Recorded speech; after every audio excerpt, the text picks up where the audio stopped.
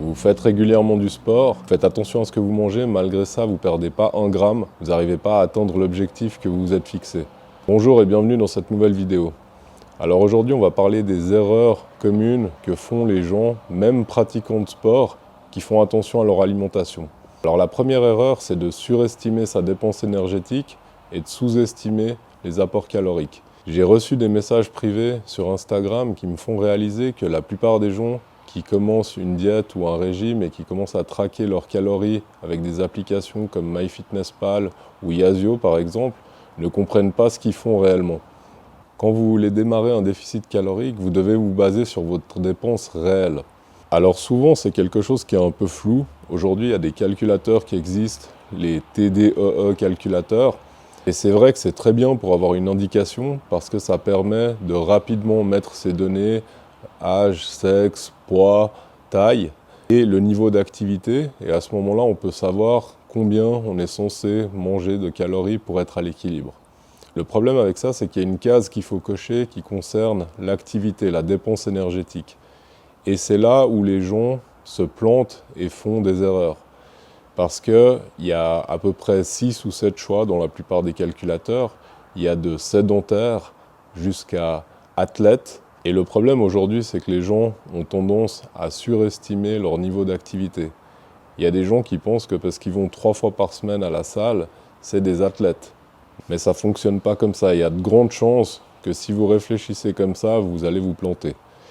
Déjà, la première chose à faire, c'est de ne pas coupler votre montre connectée ou votre téléphone qui calcule les pas ou les différentes activités que vous faites à cette application de tracking de calories. Parce que quand vous faites ça, ça va vous induire en erreur, ça va vous faire penser que quand vous faites une activité sportive, vous avez dépensé tant de calories et il faut l'ajouter dans l'application et ça vous permet de manger plus. Mais en réalité, ce n'est pas tout à fait comme ça que ça marche. Déjà, au niveau de la musculation, ça brûle pas grand-chose. Donc, quand vous mettez votre montre et que vous lancez une activité musculation, ça va se baser sur les fréquences cardiaques pour définir l'intensité de l'activité. Et des fois, ça va vous mettre que vous avez brûlé 5 ou 600 calories, ce qui peut être vrai, mais pour moi, ce n'est pas du tout fiable et ça ne permet pas de déduire ce total que vous avez brûlé sur le total calorique de la journée. Et ce qu'il ne faut pas oublier non plus, c'est que quand vous faites une activité depuis très longtemps, ça peut être plusieurs mois, plusieurs années, comme moi par exemple, je fais du jiu-jitsu, on va dire 3 fois par semaine, plus de la musculation, ça fait partie de mon identité, ça fait partie de ce que je suis tout le temps. Donc si je suis à l'équilibre en faisant ces activités comme le jiu-jitsu et la musculation à raison de peut-être 5-6 fois par semaine, ça fait partie de mon total. On ne peut pas commencer à le monitorer et rajouter des calories à son total calorique parce qu'on fait ces activités. Ça doit faire partie quelque part de la base de ce qu'on fait, du minimum vital qu'on fait chaque semaine. C'est pour ça que c'est aussi intéressant d'utiliser la donnée des pas pour savoir quelle est en fait sa réelle activité.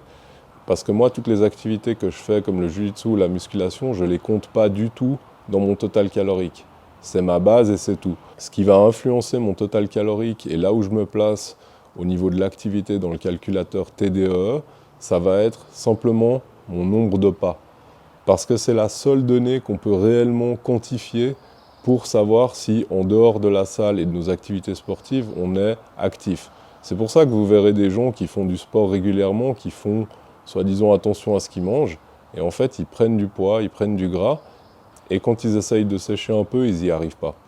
C'est parce qu'en réalité, ils ont une bonne dépense à la salle, ils font leur activité, mais leur corps s'est adapté à cette activité, donc ils dépensent aussi moins d'énergie pour la faire.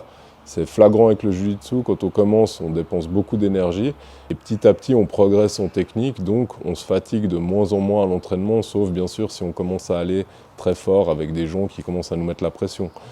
Pour donner un exemple, si on prend les différentes catégories dans les calculateurs TDEE, une personne qui va s'entraîner 3 fois à la salle de muscu et faire par exemple 2 fois de la course à pied ou 2 fois du jiu-jitsu ou n'importe quel autre sport par semaine, elle va considérer qu'elle a une très grande activité. Mais si en réalité, à côté de ça, elle marche 2 ou 3 000 pas par jour, elle est beaucoup plus proche d'un sédentaire. Donc elle va se placer haut dans le calculateur TDEE et elle va avoir un total calorique qui est assez élevé en se basant sur son activité, mais en réalité, elle sera à côté de la plaque. L'inverse est aussi possible parce que si on a un métabolisme qui marche très très bien, on peut tout à fait être au-dessus de ce que propose le calculateur TDE. Par exemple, pour ma part, j'ai remonté mes calories progressivement et là, selon le calculateur, on va dire que je serais censé être autour de 3200 calories. Malgré ça, je suis à 3500 calories et ça ne m'empêche pas de continuer à perdre du poids ou stabiliser.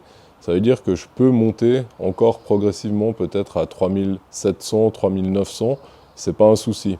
Donc tout ça doit se faire par l'expérimentation, mais c'est clair que si on a tendance à surestimer son activité physique et sous-estimer ce qu'on mange, on peut être facilement à côté de la plaque au niveau des calories et sur le total de la semaine, ça peut faire une grosse différence.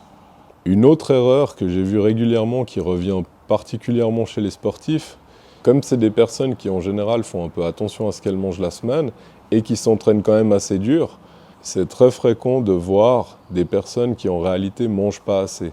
Et ça, c'est un cas qui est assez bizarre parce que c'est contre-intuitif. Les personnes ont tendance à manger léger du lundi au vendredi, donc elles ont un total calorique assez bas par rapport à leur activité qui est quand même grande, et le corps s'adapte à ça. Et qu'est-ce qui se passe le week-end? En règle générale, les personnes font un peu moins de sport, elles se reposent plus, et c'est là qu'elles se laissent plus aller avec la nourriture. Donc en fait, ça fait une balance qui est complètement inversée le week-end, et elles ont un plus grand apport calorique pour une moins grande dépense. Et le corps n'arrive pas forcément à gérer ça, et c'est surtout que ça fausse complètement le total calorique sur la semaine. Donc les personnes pensent être bien au jour le jour, et en réalité sur la semaine, elles sont en surplus calorique. Le point à ne pas négliger, c'est qu'en plus de ça, quand le métabolisme tourne très lentement toute la semaine et que le week-end il reçoit un excès calorique, il va avoir tendance à stocker du gras parce que le corps voit ça comme une opportunité de faire une réserve. Et c'est pour ça que petit à petit, les gens prennent du gras. Moi y compris, ça m'est arrivé exactement de cette façon-là. La semaine, je m'entraînais, je mangeais quelque part assez peu. Et le week-end, ça m'arrivait de manger plus et surtout de bouger moins. Et ça, c'est vraiment quelque chose que j'ai constaté parce que c'est contre-intuitif de se dire pour perdre du gras, pour perdre du poids, il va falloir que je mange un peu plus. Voilà, donc on arrive à la fin de cette vidéo. J'espère que vous avez trouvé des informations utiles. Donc pour résumer, ne faites pas l'erreur de surestimer votre dépense énergétique et de sous-estimer votre apport calorique. Ne liez pas vos applications qui comptent les pas ou qui traquent vos activités avec celles qui comptent les calories. Parce que ça va vous induire en erreur, ça va vous rajouter du budget calorique. Pour moi, c'est ça qui va fausser vos données. L'autre erreur, c'est de ne pas manger assez la semaine, de se restreindre un peu et d'avoir malgré ça une grande activité. Et ensuite, arrivé le week-end, vous mangez un peu plus et vous bougez un peu moins. Ce qui fait que petit à petit, vous allez prendre du gras progressivement. Donc voilà, si vous avez des questions par rapport à tout ce que je viens de dire, notez-les en commentaire, j'y répondrai volontiers. Vous pouvez aussi me contacter en message privé sur Instagram comme le font certains. Et on se voit dans la prochaine vidéo.